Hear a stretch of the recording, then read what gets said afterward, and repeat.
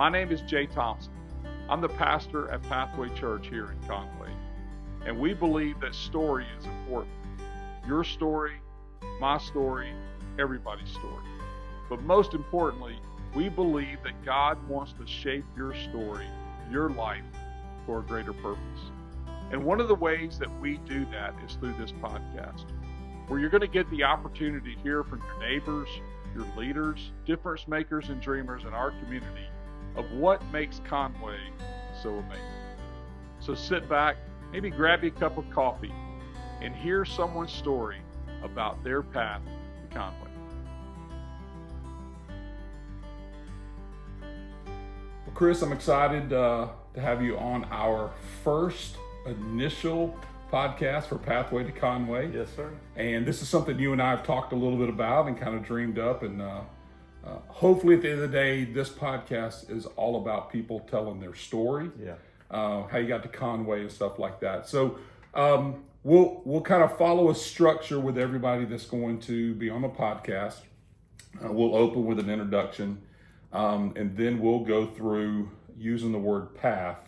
Right. To kind of direct our conversation, and we'll talk about your purpose, your arrival here, your transformation, what you've seen in the area, and kind of your heart for the community and stuff. But before we jump into that, take a moment and just introduce yourself and tell us who you are. Tell us about your family. Tell us what you do. Yeah. So my name is Chris Jones. I'm a native of Conway. I have lived here my entire life. I will be 50 years old this coming February. Married to my wife, Misty Jones. This January will be our 26th wedding anniversary. Yeah, wow. 26 years. I thought you were just maybe 32. No. 2 children. They're not children anymore. I have a son, Noah Jones, who is 24, engaged. So I'm getting ready to have a daughter-in-law real soon. Olivia Browning is her name. Then I have a daughter, Bailey Jones. She is 20. And like I said, we've lived in Conway my entire life now. My wife is just from another town over, but close. All right. Yeah. And the company Coastal Asphalt, you work with them. Tell us a little bit about that. Yep, Coastal Asphalt. So I've been an employee for 11 years now. Started off small asphalt maintenance company. I think I was the 28th employee when I was hired, and we're now in excess of 200 employees. Wow. So our office is in Conway. We have an asphalt plant actually in Georgetown, South Carolina. So we're a full paving service company now. Yeah. So prior to Coastal Asphalt, what was work experience like? Yeah. So before Coastal Asphalt, so I've always kind of done stuff in sales. So I worked for a local dealership that was a boat dealership, a marine dealership. And so I sold boats and everything for a long time, for a little over 13 years with that company. They're no longer in business. And prior to that, I was in my other background is human resource management. So I have experience in human resource management and then again sales. So I'll be honest, when I came to work for Coastal Asphalt, I knew nothing about the asphalt industry. Matt and Sherry Wimburn are the owners, and Matt and I actually went to high school together. So I've known Matt for 35 plus years. And he said, you don't need to know anything about asphalt. You know how to talk to customers and how to deal with people. And so, and that's a true statement, regardless of what the product is that you're selling. So. Yeah. Man, I think there's 2 important things you just said there. One, you were in HR for a while, and then you were in sales. I got to be honest. I mean, outside of being in the ministry for 35, almost 40 years now, believe it or not, I've done a lot of personal development and business development training over the past 15 years. And most of the time, an HR and a salesperson, vastly different. Yeah, that's vastly true. Different. So what was that? How did HR, how did that play into then step into the sales world? Yeah, so I worked I worked for a staffing service for another company at the time. And the staffing service, every week you'd have to go in and turn your time sheets in to get paid and things like that. And this has been, 23, 4, no, it's been longer than that. It's been before I got married. So 26 or 7 years ago. Wow. Yes, it's been a while. So anyway, I ended up developing a relationship with the people who owned the company and who managed the company. And I guess they just took a liking to me. I mean, I guess I'm somewhat likable to some degree. And so they offered me a position, and I had no knowledge about HR management. And so I took the courses and passed their courses and everything, and started working with them. And I enjoyed it. I enjoyed dealing with people, working with people, and helping them find jobs, and then managing them once they were on our payroll and things like that. I guess the biggest thing that I disliked about it was I was in an office behind a desk the entire time. Right. And I don't like to sit still. I like to keep going. People talk about going on vacations and like to go sit on the beach or on a cruise ship for a week. I do not do that. Not you. That is not me. Okay. I can't do it. And so anyway, so a good friend of mine also owned the dealership that I worked for. He was looking for a salesman at the time and reached out to me and offered me a position, made me an offer I couldn't pass up. And if anybody knows me, you know, I'm really into the outdoors and fishing and things like that. And so it was a win-win for me to be able to go work for a place that had the same interests I do. Awesome. Yep. Well, and then the thought of, you know, stepping from HR into sales, somebody knew you, saw something in you, knew you would do well, and then stepping from outdoor, marine, all that stuff to asphalt. What you said a second ago, Matt, the owner, right? That's right. You're like, I know sales, I don't know asphalt. Yeah. One of the things I have found that works with great companies is instead of hiring to a job description, if they find somebody that's good and quality and excellent, great leaders bring those people on board and say, we'll figure that out. And that sounds like what Matt did with you of recognizing the sales part and going, he can learn asphalt. That's right. And so, again, how many years with Coastal? 11 now. 11 years. Yeah. And we're talking, you know, Coastal, 200 plus employees, all of that. Yeah. Growing a lot. So yeah, and I got to be honest, that first year, it was definitely, I tell the story even to Matt and Sherry, the owners, to this day. It was growing pains. I struggled. I disliked it a lot to begin with because I was unfamiliar, and it took some getting used to figure out and kind of make my own path, so to speak. Right. And by no means am I an expert at all. I know my way around it. I know what the do's and don'ts and the rights and wrongs are at this point. Right. So I love it and enjoy it now. But there was a period of time when I first started, I thought I might have made a bad decision here, and luckily it's worked out over time. Yeah. So, well, we've known each other for less than a year. We know each other through the church, through Pathway. Yes. I think John Allen, who also works at Coastal, Correct. was the one that invited you He to the church, and it was very evident when we first met. Like I said, I've done training with I do that with banks and different organizations and stuff like that. And it was very evident that when people hear sales, first thing that goes up, used car salesman, right? Yeah. The worst stereotype you can think about. that's right. But what came across to me when I first met you was it wasn't salesy, it was authenticity. And that when you talked about things that were exciting to you. You talked about fishing, we'll probably get into that a little bit, and all of that. But that was one of the things that I feel like when we met just kind of clicked, that I saw that in you, and I was like, man, this is somebody I need to get to know. Yeah. And I've enjoyed that over the past few months. Yes, we've sir. had to Same do here. that. Same here. So one of the things I like to do is we're going to get started. We're going to go down that journey of the path here in a second, but I'm just going to throw out some thoughts. Are you this or are you that? Okay. And you can answer yes and no. And if something clicks, I'm like, hey, let's go a little deeper, and then we may do that. So you've already answered one of them. Are you like the homebody or always on the move? You're always. I'm on the move. Always on the move. I'm on the move. All right, and so one of the things that I mentioned a second ago about fishing, I know that's one of those things you like to be on the move about. Oh yeah. Give us Chris and fishing in 60 seconds, kind of that whole love of that, where it came from and what you do, how that works out in your life. Yeah, now. so my dad, he grew up fishing, and so there's pictures of me when I was a child in diapers, in the boat with him fishing. So I've always loved to fish and to catch fish and be in the outdoors. But I guess my biggest love now is I'm very competitive. I'm very competitive in nature, and so I have an interest in fishing competitive tournaments.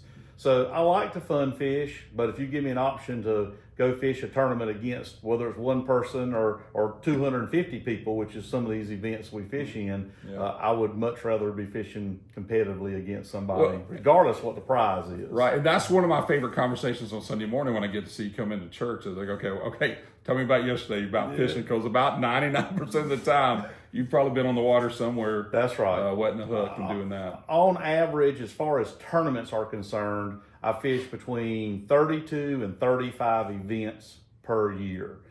A lot of those are single day events, a Saturday type thing. There are several throughout the year that are multi-day, 2 to 3 day events a lot of times. So there's a few of those mixed in throughout the year. But yeah, that's the thing I really enjoy is the competitive side of it and just the sport of that. And so most of the time with that, it's bass. It's always bass. Largemouth bass. I do other fishing. I mean, I like to do some saltwater fishing, and I do fun fish. We always plan a trip every year. We usually go to Florida for about a week and just go fun fishing, still for bass. Yes. But we do some other types of fishing as well throughout the year. So biggest largemouth you've ever caught? Biggest one I've ever caught weighed 10 pounds and 2 ounces. Oh my goodness. I caught it when I was 13 years old. And that one is probably the one that kind of gave me the bug to do the competitive side, because I was pretty young at the time, and watched TV shows. Bassmasters was the big one and still is to this day, and that's what really got me hooked into tournament fishing. Wow. So that's the biggest one I've ever caught. I could see you sitting on a boat doing a TV show about fishing, and all that. Maybe that's something we need to do in the future. Yeah.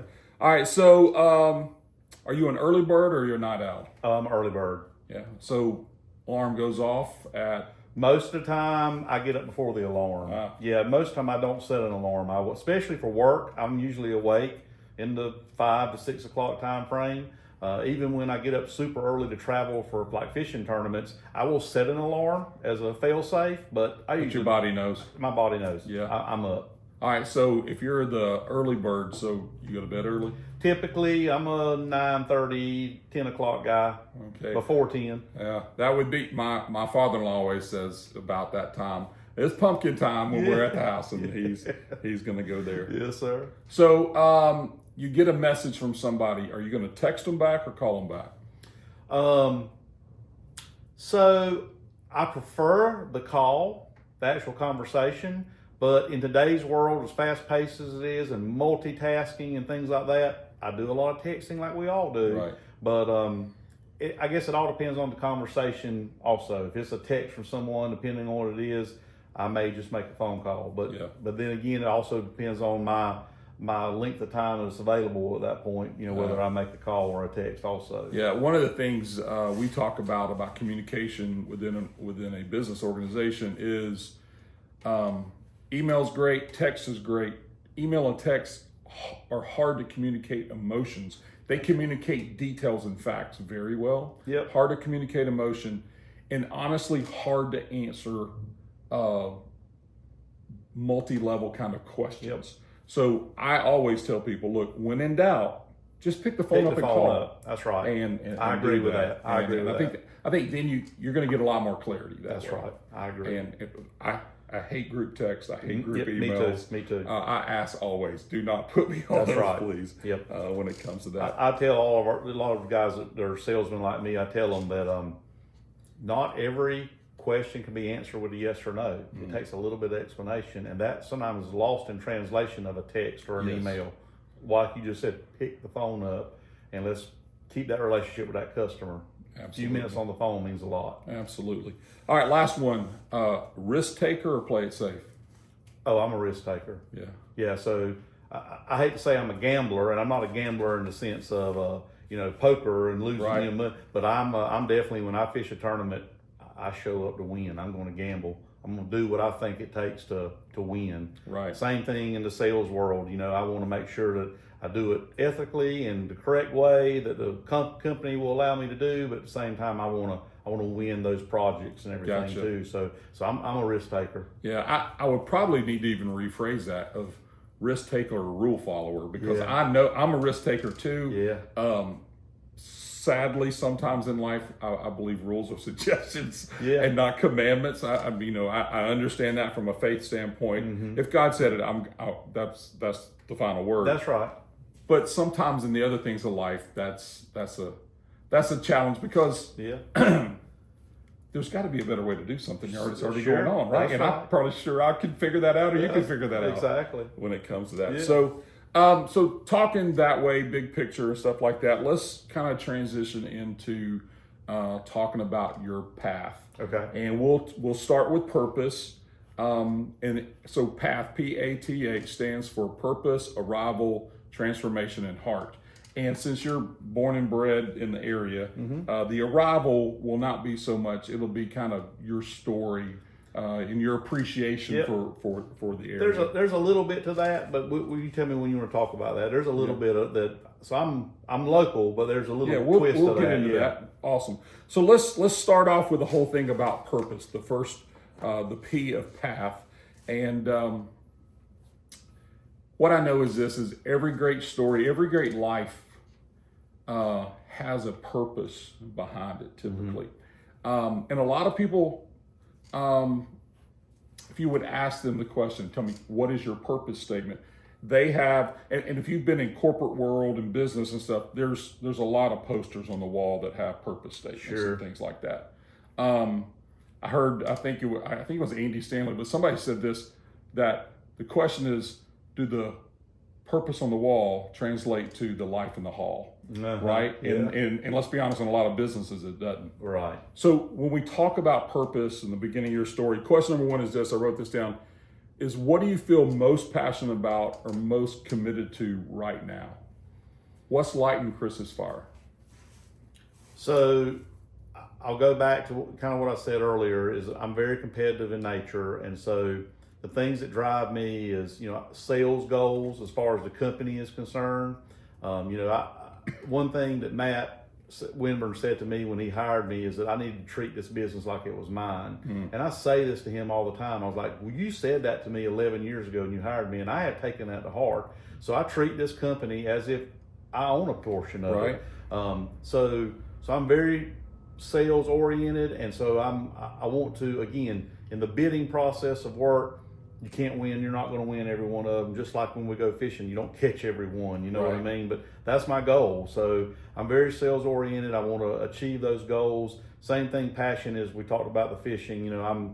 That drives me. I'm thinking every minute of the day of what I can do to better myself, to increase my odds to catch more and to win more events and move on to the next level and things like that. So that's awesome. I love that competitiveness, that sense of ownership, and I'll be honest with you, every employer wants employees that would feel that way. But you also have to have an employer that will release the reins to let you do and use your talents that way. That's right. But at your core,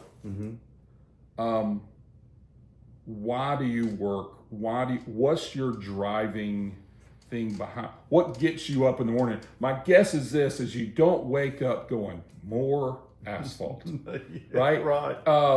But why do you wake up and do that? What drives you to do that? Yeah. So I'm going to jokingly say this. I tell people all the time, I work Monday through Friday so I can fish on the weekend. So that's kind of a joke. I'm kind of serious, but I mean, it's kind of a joke. But yeah, so I want to be a good person. I want to be perceived as a good person, which I feel like I am. I'm not perfect. None of us are. Right. Hey, I sin. Is my wife always happy with me? Heck no. My kids? No, negative. My employer, I'm sure, is not happy with me at some point. But I want to be a good person. I want to do the right thing. And I guess just being perceived as that good person that tries to live right, but I fall short every day. Okay. I guess, is that kind of... Yeah, that's good.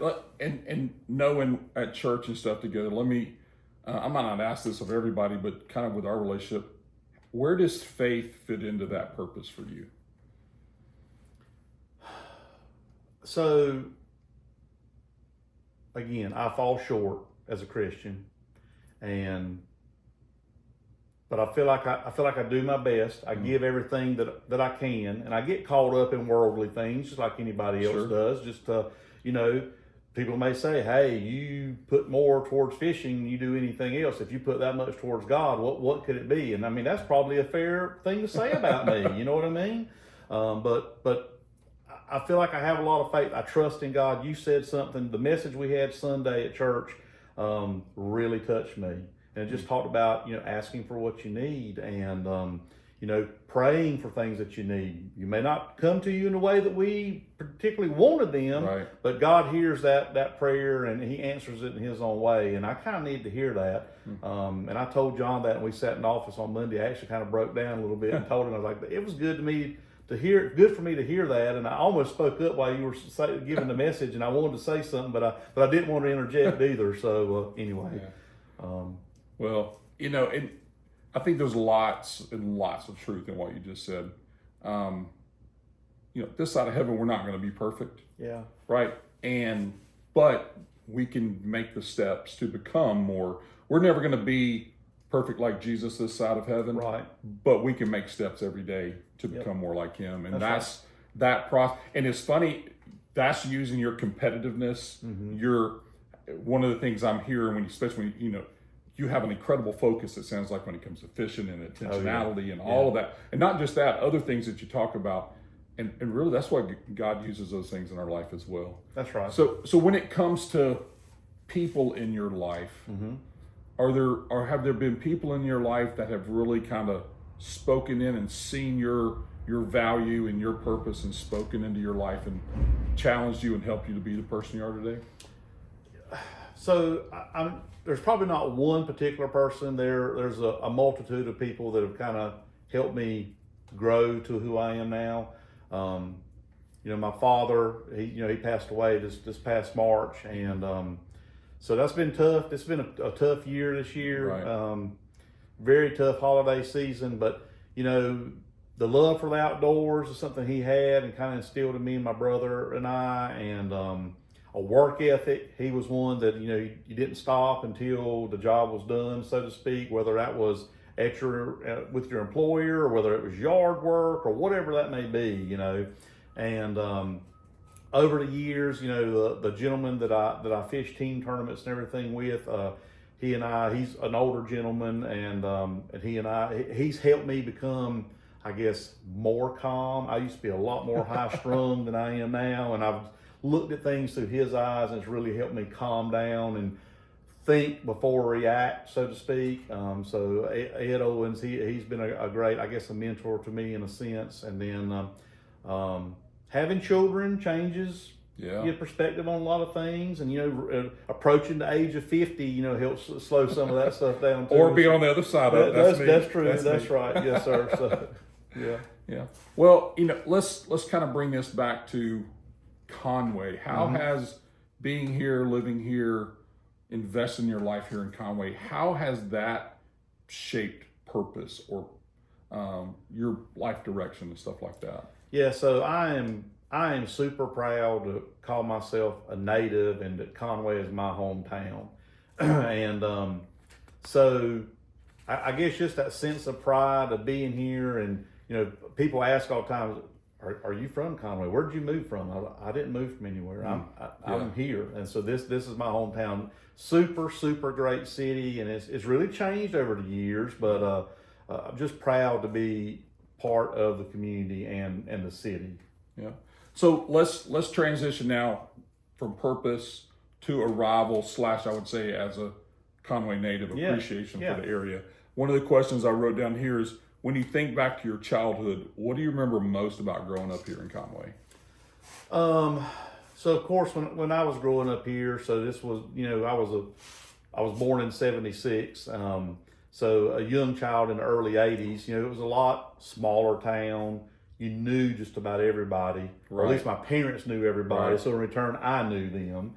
Or at least they knew you. Exactly. Right? They knew who I was. That's right. I was Billy and Mary Jones's son. That's right. So, but yeah. So one of the things I remember is They didn't have them on the scale that we do now. There was always some type of little festival because it's always been regarded as a river town, right? Because the Waccamaw River runs right through town.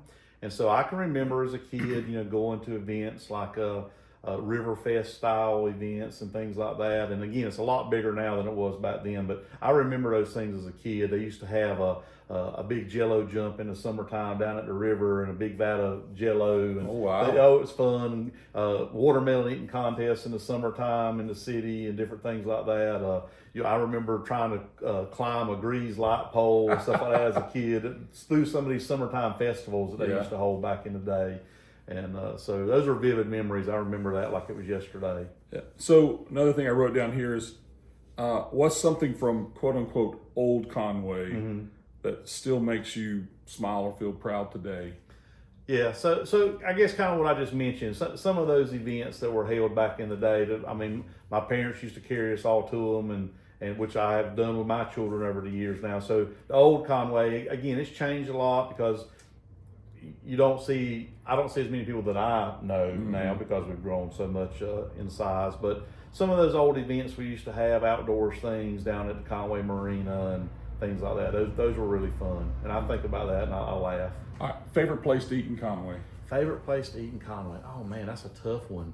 Well, I know you and I have had restaurant conversations before, and there's one seafood place north of here you're going to take me. Yes, right. Y'all going to take us. We're going there sometime. Yeah. If it's, I'm going to give you a couple different scenarios. If it is a sit down restaurant, something a little nicer, it's a Thai. So Crooked Oak and Rivertown Bistro are really good sit down family owned businesses here. For a nice sit down meal, those are really good. I concur. I've been to both of those. Yeah, those are really good. If you like fried chicken, I don't think you can beat Maryland Fried Chicken in Conway. Yeah. The Maryland Fried Chicken is a really good fried chicken place if you like fried chicken and coleslaw and that kind of stuff. So, yeah. All right. So we also live close to Myrtle Beach. So if I want seafood, and it doesn't even just from this area, we've got 45 minutes to an hour we can even drive. Where are you going to go eat the best seafood at? Yeah, so I'm probably not going to Myrtle Beach because, again, and this, I don't want to perceive as bad, but Myrtle Beach is very touristy. Prices are really expensive, because it's a tourist town and everything. So I'm going to do one of two things. I'm either going really south to Murrells Inlet, Pawleys Island, or I'm going extreme north to like Tabor City or something like that in North Carolina, which are all within about the same distance of going to Myrtle Beach due to the traffic to get to Myrtle Beach. Yeah, 501, if you look that up in the dictionary, I think says traffic. Oh my goodness, yes. So with all the bypass roads that we have available to us now in our area that have been built over the years, you can be to Murrells Inlet in 35-ish minutes or so. Same thing to go north to say Loris to Tabor City or up there, again a 35-40 minute trip with very little traffic. So Dale's Seafood in Tabor City, great place. If you like fried seafood, family owned business, you'll hear me say that a bunch throughout this, that I'm very big proponent of family owned and local type stuff. So, well, you mentioned this earlier about when you're a kid, you either knew everybody or everybody knew you in the area, and that's changed dramatically. Yeah, I'm the product of that. We're here in the area now for a little over a year. I've heard all the stats of how Horry County is growing, how Conway specifically is growing. Give me the couple of the biggest changes you've seen from teenager to almost 50 now. Yeah, so one of the most obvious is traffic. Conway's a small town, a lot of traffic lights on Main Street that are fairly close together, and so it backs up pretty quick with a small amount of traffic. So traffic is a big change. I can remember that was never an issue, in the younger days. Where I grew up on Highway 905, I can remember my dad used to say, I never looked left or right to pull out of our driveway because traffic wasn't bad. And now you better, and you might sit for 5 to 6 minutes to even pull out of a driveway. So traffic's probably a number one thing. And that's kind of a negative, but on the plus side of that, we have gained, new eateries and, event areas, more activities and things to do. Of course, with that, bringing in a new influx of people, which is great to experience our way of life here, so to speak. So, do you feel like, not looking for a positive, negative, just your feel, your kind of how it still feels?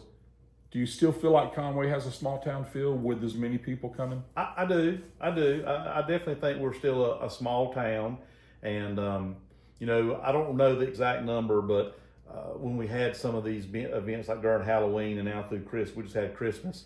It's amazing how many thousands of people came to our area to see this. It's amazing. So people hear about it from all over, and like I have personal friends that live, halfway across the state, Columbia-ish area, and I find out later that they came to our town just to see Halloween decorations, Christmas decorations. Right. So we've made an impact on our state and surrounding cities and towns to come view our small town Conway. Yeah, I've had, since I moved here, and we have friends who have come to vacation at Myrtle Beach. Yeah. And they ask what's to do. I tell them about stuff that's going on in Conway, and they come over and spend a day over here, and they're blown away. Yeah. And I have found that it seems like more and more people do that. They may vacation in Myrtle Beach, but they come over to Conway and hang out. I mean, it's an incredible downtown area. Mm-hmm. Very, to me, it's been very welcoming and all of that. And I know that there's challenges with growth like anything. Sure. And just keeping up with the necessities is always a challenge. That's right. When it comes to that. That's right. But I'm excited, to be a part of this community. I love to me, it's very much of a hometown kind of feel here. I agree. Yeah, I'm proud of that. Yeah. So let's move now. Well, before we finish, you had said something about you're native, but what's the so real short on this. So my parents were in the Air Force. My father was local here to Conway, born and raised in Conway, and got into the Air Force and met my mother in Omaha. She was from Nebraska, and met in Omaha in the Air Force, and they were stationed at some point through their career in the Air Force back on Shaw Air Force Base in Sumter. Okay. So I was actually born on Shaw Air Force Base, but in February of '76, when I was born, my parents were in the process of building the home that they have still to this day. And so I think they moved in September of '76. So I was in Sumter during that time, back and forth between the weekends, and they were working on the home and things like that. So I was actually born in Sumter on Shaw Air Force Base, but have lived in Conway full time since '76. Yeah, now I know this. People who are born here and raised here, they'll go, well, yes, Chris, one day you'll be a native. Yeah, that's right. But I mean, you were just talking a few months. Yeah, that's right. I mean, basically, you're moving here while you were being born. Yes, that's right. With that, so let's move. We talked about purpose. We talked about arrival / appreciation for you as a native Conwayan or whatever Conway resident. Yeah. And then we'll move into transformation. We talked a little bit about that, about some of the changes, traffic, just the busyness of the city and things like that. But one of the things I wanted to talk about is when you think about the changes that have happened or are happening here, what do you think that's taught Conway itself, and what have you learned through the transformation of Conway? What it's shown me is that what a gem we have that makes this area so desirable to come to. So our resources, like our river and our watersheds, we have that southern hospitality that I think that people really enjoy, and they come here to get a sampling of that. I guess that's a big thing. Again, being proud of the area, and that I know that we have something special here. Yeah. Now, one thing that was the first time we came here was in October of not this year, but last year. We drove through. The town name had changed to Halloween Town instead of Conway. And I was like, wow, man, they're really getting into it. Yeah. And we drove around. I've never seen as many 15-foot tall skeletons in my life as I've seen in Conway, South Carolina. Yeah. But the city, from the outside looking in, places I have lived, when change comes, it seems like a lot of cities fight that. Oh yeah. But from the outside looking in, it looks like overall city from a leadership standpoint and from a resident standpoint have really embraced that. Yes. That's a true statement. You I see 100% agree with that. I think they've harnessed that and they recognize the value of the things like the Halloween and again the Christmas decorations and all the other events, that Riverfest that they have, which is typically the weekend before 4th of July. So those type of events bring in a lot of people. All the little downtown things they have when they shut down 3rd Avenue and have car shows and stuff like that, they recognize that people want to get out and be part of their community, and so they've created these events for you to come to, and so they definitely harnessed that and brought that in. Yeah, it's just so sad. Like my mother and father-in-law live down in Beaufort, South Carolina. And so when we go over there, about 3 hours away, straight down 17, we go through Charleston's about 2 hours or whatever, and then we're keep on going and stuff. But sadly, there's little towns you drive through that are just dried up. Yeah. And they're really, at the time they dried up, were about the same size as Conway. Yeah. And I drive by and I go, why not there? Yeah. Why here, and that kind of stuff. One of the things I think that is unique, you mentioned us being a river city. The Waccamaw River, I was told, is a dividing point when I came here of, toward Myrtle Beach. On that Myrtle Beach side, you're starting to go on vacation mode or tourist mode. That's right. And this side of the Waccamaw is more old hometown. Yeah. And as a native person from Conway, how often do you go to the other side and cross over the other side? Yeah, so it's funny you say that. So someone just asked me recently, we were out of town and they heard my accent and they were like, where are you from? And so I started explaining, oh, it's great, you're Myrtle Beach. I said, well, let me back up. I'm actually in Conway, and Conway's a smaller town, was a farming community back in the day. But I said, we live in an area that's so unique that I have access to Myrtle Beach with all the restaurants and all the things that you want to go do. So if you want to do that, whether it's shopping or whatever it may be, it's within just a short drive, 13, 14 miles away, you can be there. And so that's great. I enjoy that part of it. But to answer your question, so I'm in Myrtle Beach a lot for business, most of it, because a lot of our work with the company is based on the Grand Strand area, north and south of that. So I am over there basically daily, Monday through Friday. If I don't have to go on the weekend, which typically I'm trying to fish somewhere on Saturday, so I'm not at Myrtle Beach, but I do frequent it a lot. But that is a true statement. I usually tell people that intercoastal waterway is that dividing line. Once you cross that waterway bridge, kind of a different area over there versus back here in Conway. That in between Waccamaw and intercoastal is kind of a transition It zone. is. Yeah. Carolina Forest all through there and everything. That's right. And we actually live on the other side of the Waccamaw is where we live right now. Yeah. Right there, right at Carolina Forest area. Yep. Just it worked out with me and Mandy and my dad and all that stuff of kind of where we're at right now. But so this whole thing of being transformative and all seeing that in the area.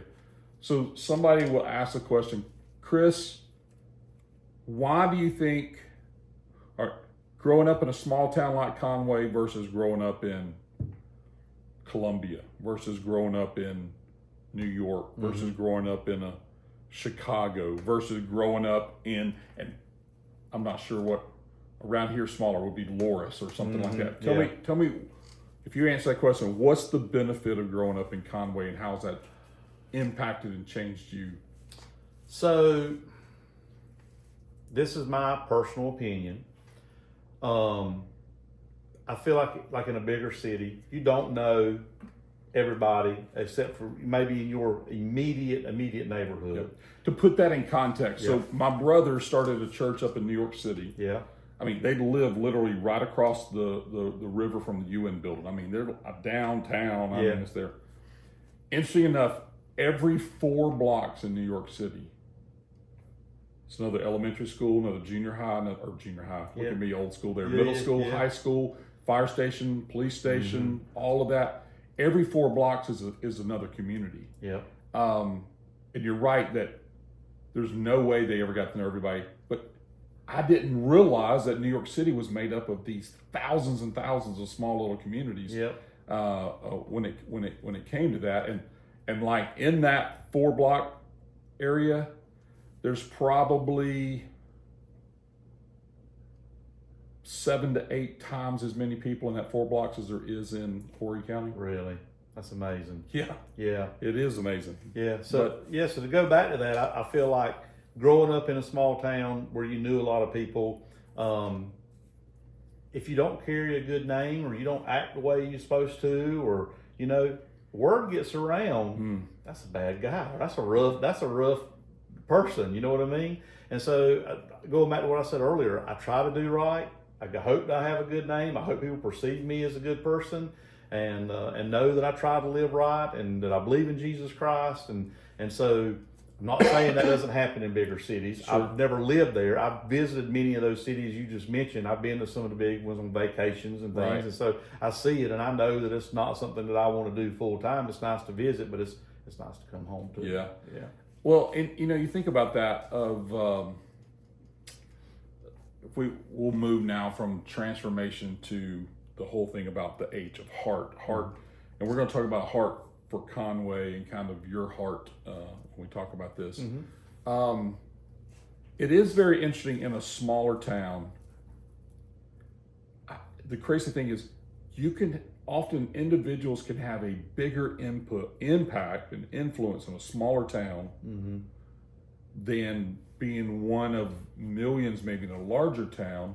Now, again, they probably influence their sphere of people that they know, but that Conway is one of those places, like many towns our size, that your reputation can be good and your reputation can be bad. Yeah. And once it becomes one of those, well, a good reputation can change. Yeah. But let's be honest, most of the time a bad reputation carries on. Yeah, it follows you, unfortunately. Yeah. Yeah. And that's human nature. Yeah. We know that that's not the godly way or the Christian way. That's just human nature, unfortunately. So, Yeah. But you're right. Yeah. So somebody picks up, your buddy talking to you about, I'm looking to move.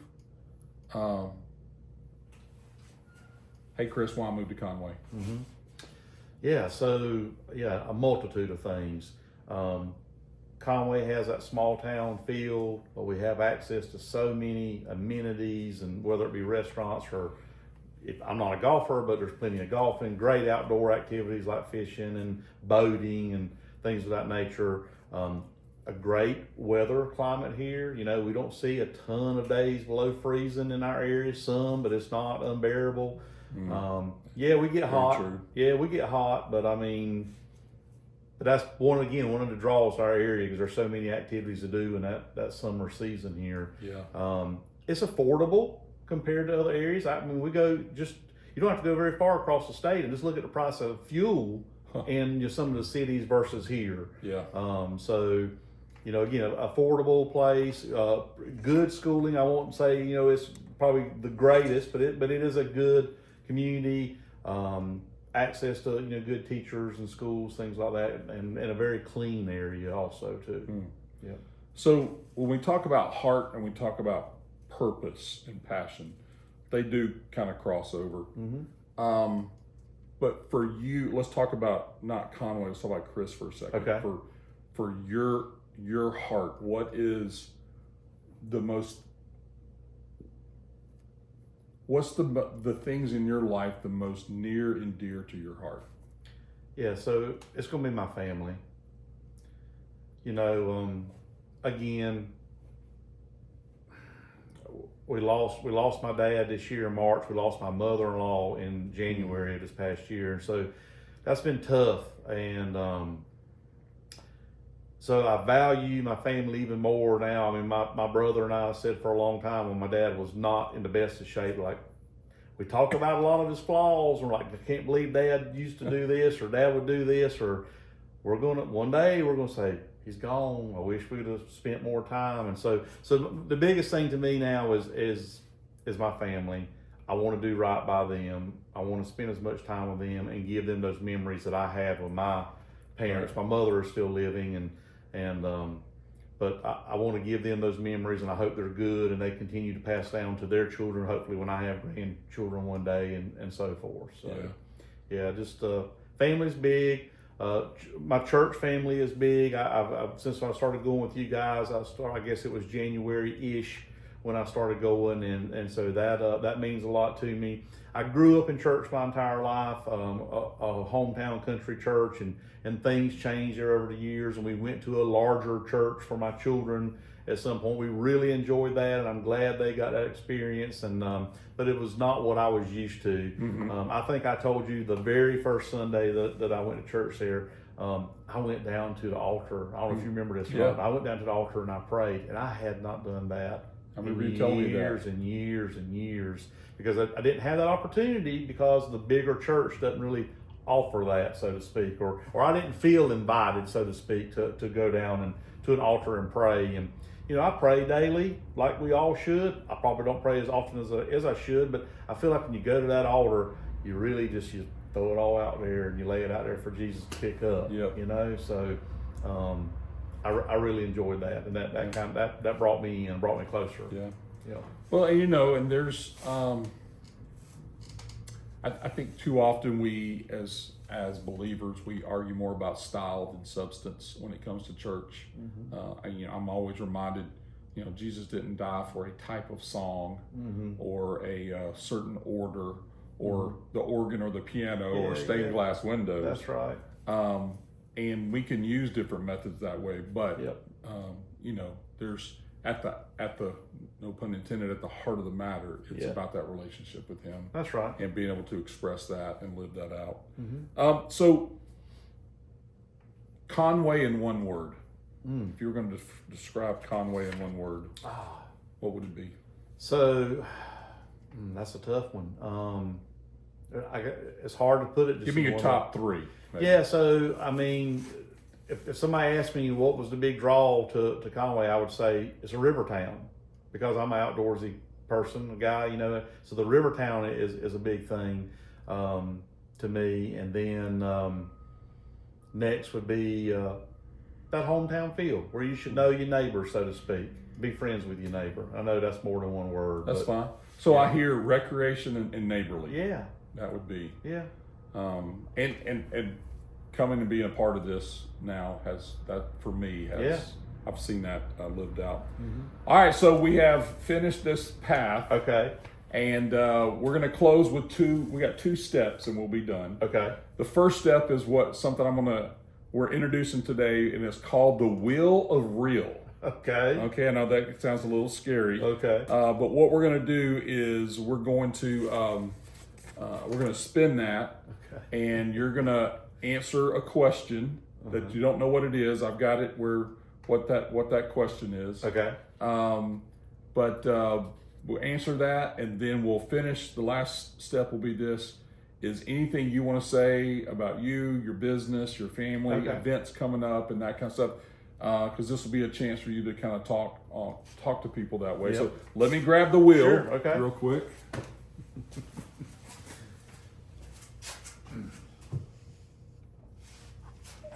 Alrighty.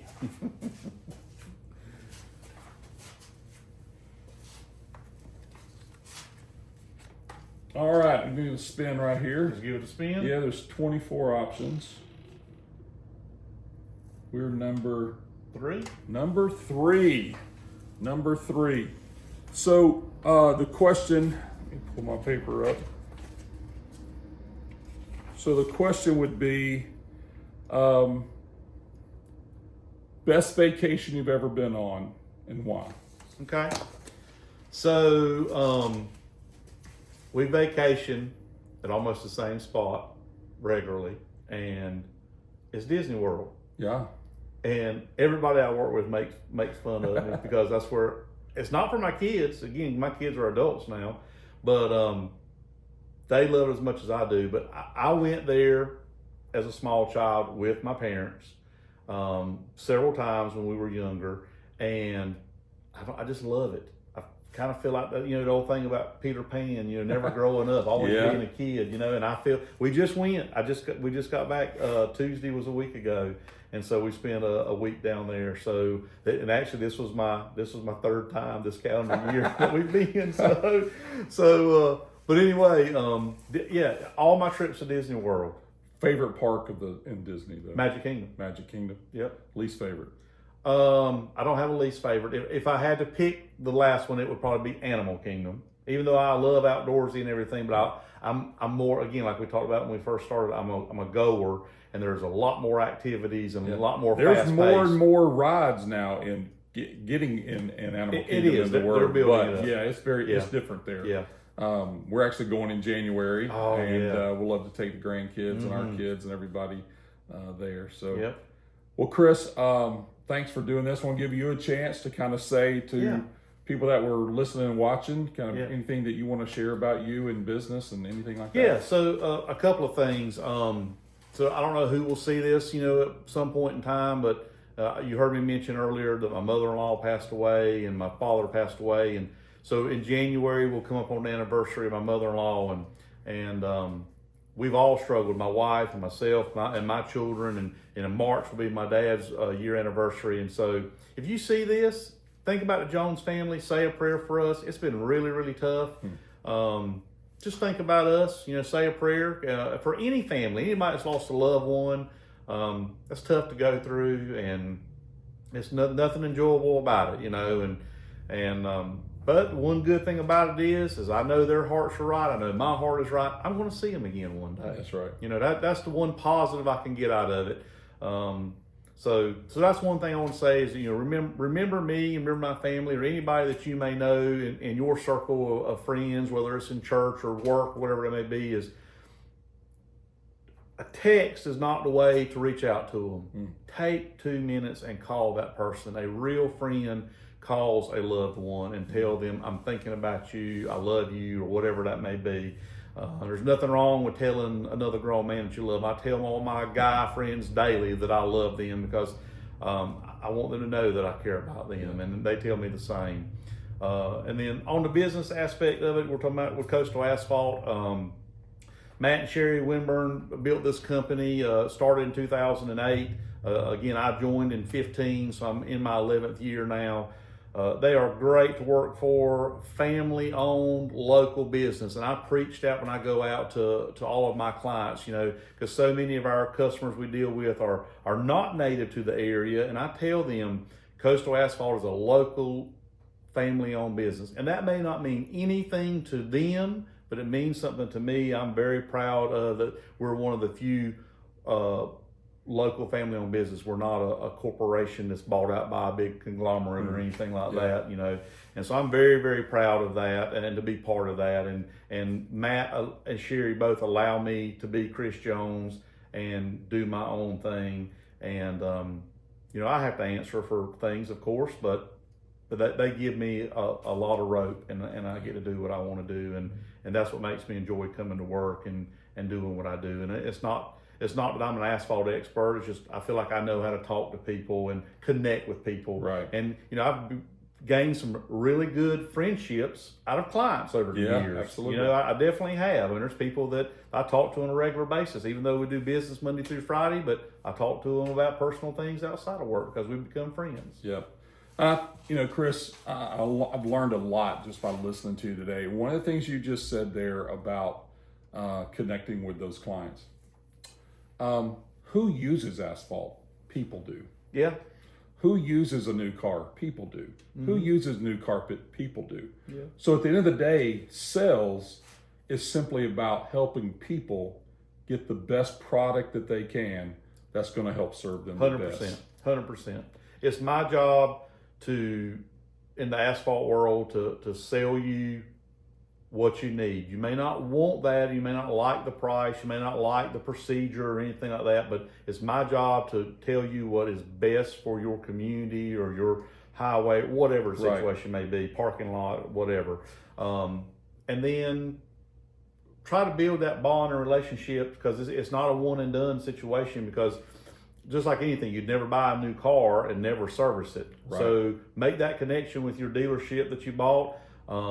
Same thing, you'd never build a house and never not repaint it or reshingle it or anything like that. So same thing in the asphalt world. Once that project's done, keep that relationship with that customer and their service work to be done and maintenance things to be done afterwards, and keeping that relationship with somebody that you can trust and know that they're going to shoot you straight and provide you a good product and a fair price and everything at the same time. And it really is. It ultimately comes back to relationships. Everything 100%, in life 100% comes back to that. I agree with that. that. Chris, I want to say thank you so much sir. for being on our first initial podcast Awesome. with Pathway I'm to excited. Conway, and I'm looking forward to going back and putting this together and sharing it, and then learning from other people and stuff like that. I would say this, remember this, my name is Jay Thompson. I'm the pastor at Pathway Church, but I also do some business coaching and things like that as well. But one of the things at Pathway is that we want to help people discover what the walk or path of Jesus really is. And so if you're ever interested in that, love to connect with you, and just at Pathway Church here in Conway. And so I want to wrap up. I'm trying to come up with my closing statement. So here's what I came up with, whether this will stick or not. Right. Until next time, keep taking the next step on your path. Thanks, Chris. Awesome.